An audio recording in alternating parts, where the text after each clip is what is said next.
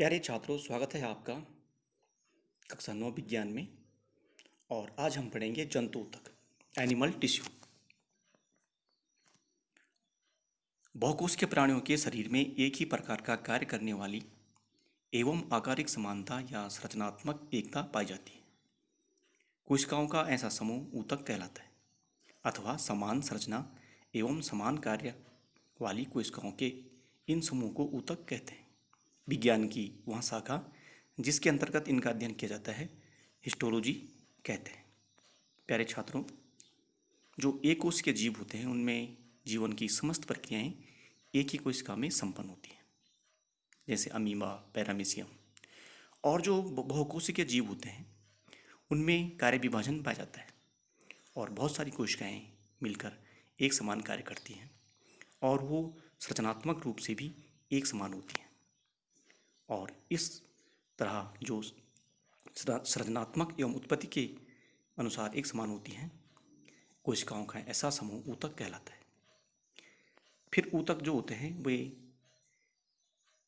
कई ऊतक एक समान कार्य करते हैं और उनकी उत्पत्ति भी एक समान होती है और वे आपस में मिलकर एक अंग बनाते हैं और फिर अंग मिलकर अंग तंत्र बनाते हैं और अंग तंत्र हमारे एक पूरा शरीर को बनाता है।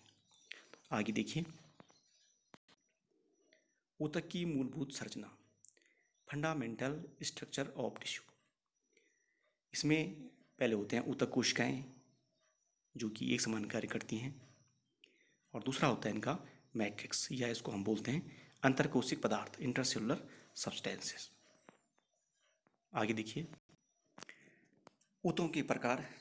जंतुओं के शरीर में निम्नलिखित 5 प्रकार के ऊतक पाए जाते हैं। पहला है उपकला या एपिथेलियम ऊतक बोलते हैं इसे। संयोजी ऊतक। उपकला ऊतक जो होता है या एपिथेलियम ऊतक जो होता है वे अंगों के बाहरी व भीतरी आवरण बनाते हैं। ठीक है, जैसे त्वचा हो गई, आहार नाल का बाहरी भीतरी आवरण, हृदय आवरण आदि।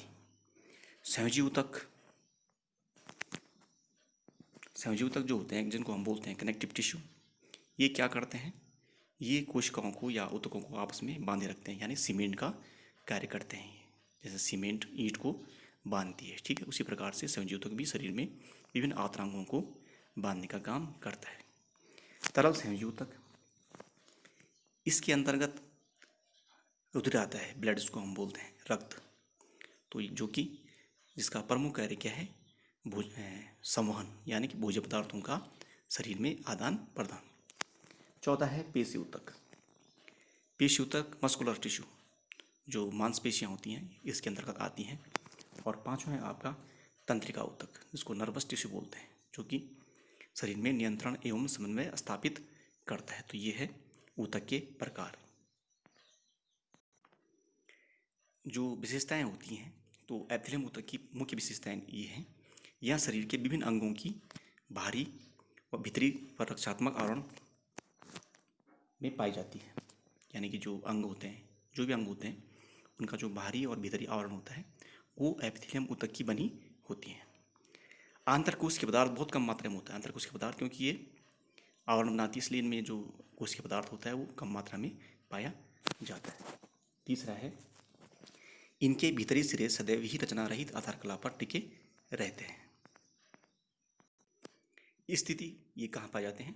तो पहला देखिए, पहला है एपिथेलियम संपूर्ण त्वचा, आहार नाल, श्वसन अंगों, रुधिर वाहिनियों तथा प्रेक नलिकाओं पर भीतरी और बाहरी आवरण बनाती है। विभिन्न ग्रंथियां भी इसी ऊतक की बनी होती है। ग्रंथियां जैसे यकृत ग्रंथि हो गई, पीयूष ग्रंथि हो गई, अग्न्याशय ग्रंथि हो गई, थायराइड ग्रंथि हो गई।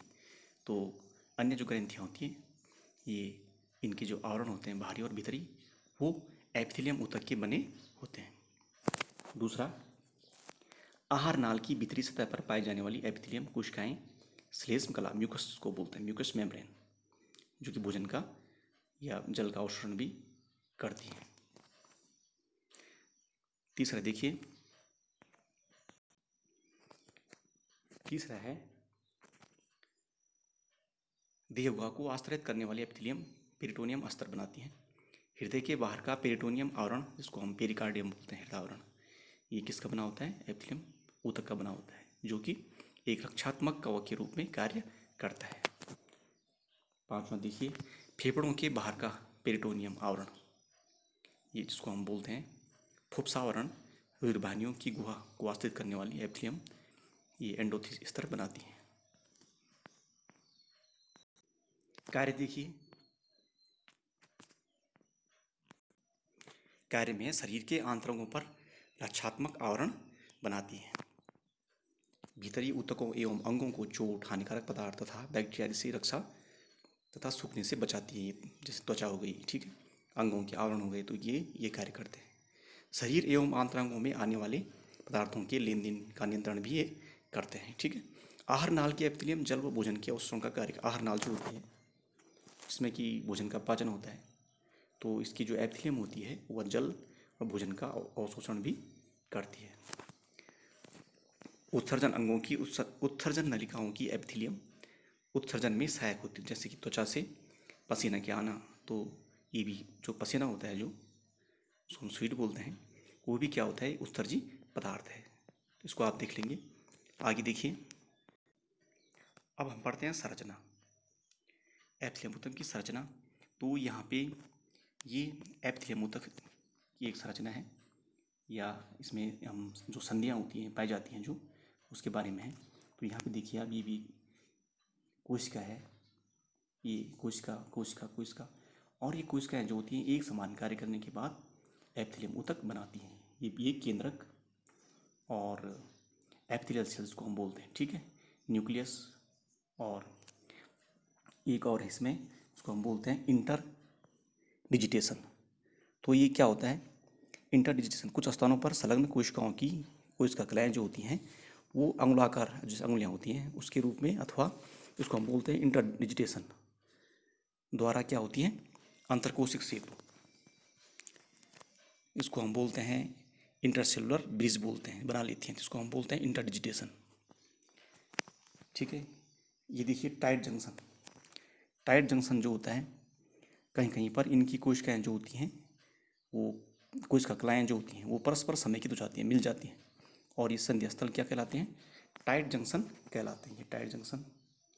और डेस्मोसोम, डेस्मोसोम भी क्या होता है कि टोनोफाइब्रिल होता है, जो सही थी स्थूलित क्षेत्र क्या होता है, डेस्मोसोम कहलाते हैं। स्थूलित क्षेत्र जो होता है वो क्या कहलाता है, इसमें स्थूलन पाया जाता है, उसको बोलते हैं डेस्मोसोम। यहाँ आप देखिए आप, स्थूलन। तो इस प्रकार से ये एपिथेलियम कोशिकाओं के बीच पाई जाने वाली संधियाँ होती हैं, जो कि ठीक है, जो क्या करती हैं, शरीर के बाहरी जो अंग होते हैं, शरीर के जो आंतरांग होते हैं, उनके बाहरी और भीतरी जो अस्तर होते हैं उनको बनाने का, किससे बने होते हैं, एपिथेलियम ऊतक से बने होते हैं। तो ये था एपिथेलियम ऊतक के बारे में। उपकला ऊतक की कुछ किस्में होती हैं यहाँ पे, सरल एपिथेलियम, ठीक है, स्यूडो स्ट्रेटिफाइड, स्तरित स्ट्रेटिफाइड, विशेषीकृत, ये विभिन्न प्रकार के ये किस्में होती हैं। इनके बारे में विस्तार से आप कुछ कक्षाओं में पढ़ेंगे। जहाँ पर आपको समझ में नहीं आएगा आप मुझसे पूछेंगे। Okay, thanks.